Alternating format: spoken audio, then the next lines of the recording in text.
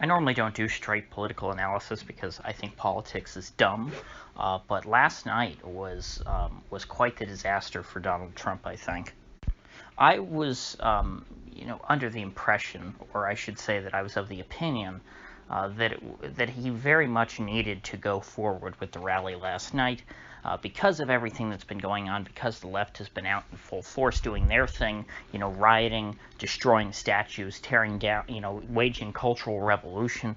And then, of course, you had all the Juneteenth celebrations where, people weren't wearing masks and things. And it became quite clear that, the left doesn't have to worry about the virus. And so if Trump backed down, because of fears of the virus and canceled his rally or didn't hold one to begin with, well, then he would look weak by comparison. The left would be vibrant, outgoing, in public, expressing their views, and the right would be, hiding scared in their living rooms. It would be especially, difficult to cancel since supposedly 1 million people had signed up to attend. And so how do you deny all those people? And think about the people who would have flown into town and stuff like that. And so Trump seemingly had no choice but to go forward with the event. And this was his first major event of the 2020 campaign, from my knowledge, at least the one that's received the most, high-profile coverage. I believe he did have an official, launch rally before, so this isn't his first rally, but it was supposed to be a really big event. And yet, with all that said, the stadium where he was holding it in Tulsa, Oklahoma, was at about half capacity, a bit less than half capacity even. And so, he just looked like a big fool.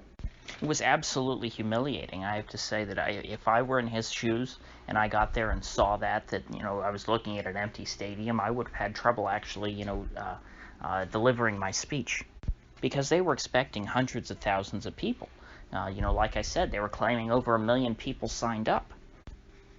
They had this massive overflow area outside so that the crowds could, watch the speech, what was going on inside the arena from outside, which, happens at Trump events quite often.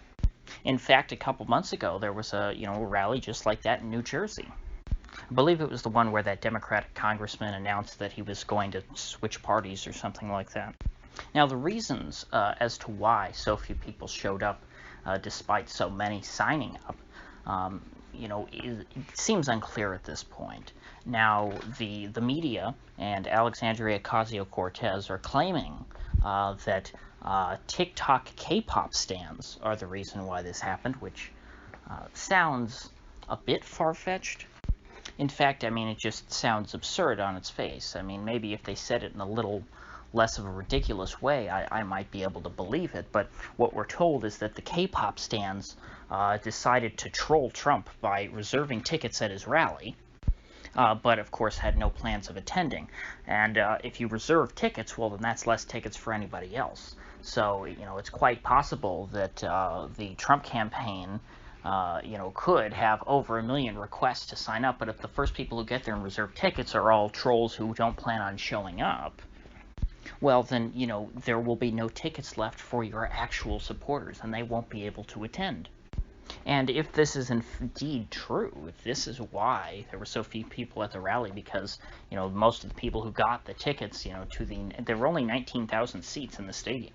If most of the people who got the tickets, were in fact folks who never intended on showing up, and then you had all these, hundreds of thousands of actual Trump supporters who were locked out, well, then this model of just giving away free tickets is not really sustainable, because, if this truly was successful this time, and this is why this happened, well, then, people are going to do it every single time, because why wouldn't you? You're going to want to disrupt, your political opponent's campaign events. But, of course, there's other reasons why this might have happened. You could say, oh, well, people were scared about the virus. Well, like I was saying, I believe when that New Jersey rally happened, that was after all this virus stuff started. I guess people just, you could say, weren't as worried back then, and maybe this is a measure that folks are now more worried about it, even, Trump supporters. some people pointed out the possibility that, sure, lots of folks signed up, but then they decided not to go because they were worried about getting sick. And this seems to be somewhat what Trump's I believe he's the campaign manager now, Brad Parscale, what his sort of damage control routine on this is he's saying, well, the media scared people into not going, which again is perfectly possible. We're never going to know for sure, I don't think, who all the people were that signed up and what their reasons were for not attending. But obviously there has to be some reason why you would get 1 million signups and only 8,000 showing up. And no matter what the real reason is, the result makes Trump look weak. And it actually makes old basement dweller Joe look somewhat, I guess, stylish, with his lack of holding rallies. I think that on the surface, people would normally interpret that as a weakness, because it shows that Biden can't muster a crowd. But if Trump tries to muster a crowd like this and fails, and simply cannot get the people into the arena, then, that is much more damaging. In politics, it's much worse to try and fail than it is to never try at all. That's why we have, an entire army of politicians who don't try to do anything. Now, this is just one event, however, and it might not be a part of a trend. Perhaps there's some way that the Trump campaign will be able to verify people in the future to make sure that the folks getting tickets are legitimate Trump supporters. Hopefully they don't end up having to put up a paywall, because I think that would be its own kind of bad story, because it would look like, oh, Trump doesn't want poor people at his rallies, so he's going to charge $20 or something. So I'm not sure what they should do. I guess that's, they have a team for that. I'm sure they can probably figure something out. And so that would solve the problem of TikTok trolls to the extent that there is one. However, it would not solve the problem if the issue here is that Trump supporters are just afraid to go outside.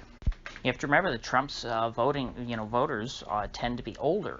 And older people are the higher risk groups for catching this virus, and so they're probably the people who are a bit more cautious overall. All these left-wingers that we see, riding in the streets are not old people, they're young people who don't have much to worry about. And so if Trump is trying to, create a mirror image of, these massive, turnout for left-wing gatherings, he's going to have some trouble, because, the motivation, or I should say the level of justification necessary for an older person to venture outside their house with all this going on is higher. You have to meet a higher standard. You have to set a higher bar. You have to give them more of a reason to leave their house than the left has to give these young people. And so if we have a continued pattern where Trump is not able to muster, the same kind of support in public that the left is seeing, for tearing down statues, well, then I think that creates a very bad public perception problem, because it will appear then that the left is dominant and that they are the ones winning. And then, of course, if that's the perception, then that creates a bit of a negative feedback loop. You see, weak polling numbers for Trump, and the Trump supporters think, oh, those are the fake polls. And then they turn on the TV and they see no one showing up at the Trump rallies. And people start to think, maybe those polls aren't so fake. And so maybe old Uncle Joe actually does have somewhat of a chance this election cycle. I mean, certainly everything's gone right for him, in that, Trump has been hit, with some pretty bad stuff this year, in an election year, hit with global pandemic, and of course the global depression, which Trump had that coming, because Trump refused to call out the bubble once he was elected. He took ownership of the bubble, so I don't feel bad for Trump for that, but I just mean from Biden's perspective,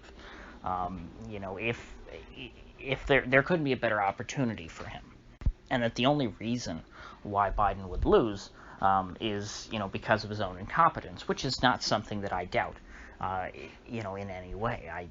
I've not had any confidence that Biden would win, and I still don't. But I'm entertaining the possibility that he might win by default. So a lot of Trump supporters are not very happy with Trump right now. There's a lot of angst all around, from things dealing with the statues and the riots and all that, and the virus stuff, and just people coming at him from different sides. But hey, remember my prediction from last year, saying that if Trump was ever going to get us into a war, it would be most likely in the summer of 2020, before the election, if it looked like his prospects were not doing too well. I was saying, hey, Trump's in bad shape next year. Watch out, because that could give him the incentive to try and start a new war and create a unifying, patriotic fervor, similar to what happened, right after the start of the Iraq War, or any of these other wars. When the president goes on TV and says, hey, we're sending in the troops, support our troops, then, that unifies a lot of Americans. I don't think necessarily that strategy would work, but it's something that, that Trump probably will consider at some point. I'm not saying he'll do it. He might still think that that's a bad idea, and I hope he does think that's a bad idea, because it is a terrible idea, but it's not something that I think is impossible. So I'll be watching for spaces like Venezuela or Iran to see if there's anything bubbling up between the U.S. and those countries, if there's any opportunities that Trump might be able to exploit to distract the public from his domestic woes. So with that said, if you gained anything of value out of this video, I'd appreciate you clicking that like button and sharing this video. And if you haven't already, please do subscribe, because I do upload every day and I'd hate to have you miss one. So I'll see you folks back here tomorrow.